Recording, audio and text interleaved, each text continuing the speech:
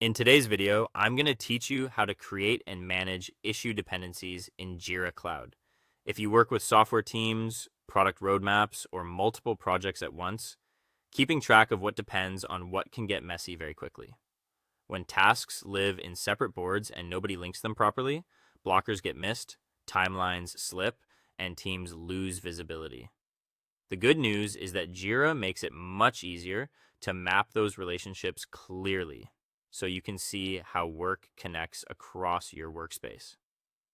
To get started, open your preferred web browser and go to your company's Jira Cloud workspace, or sign in through the Atlassian login page.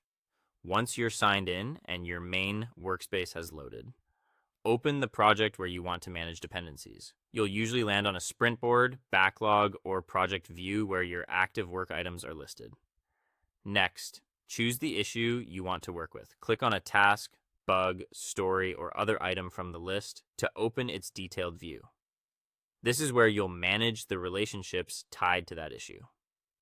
Opening the full issue view is important because it gives you access to the linking tools and the extra context you'll want before connecting work items. Before creating a link, it helps to understand the main relationship types in Jira. A blocks relationship means one issue is preventing another from moving forward. Relates to is a looser connection, useful when two issues are connected but not dependent on each other. Clones shows that one issue was copied from another. Duplicates is used when multiple issues report the same thing, helping your team keep one clear source of truth.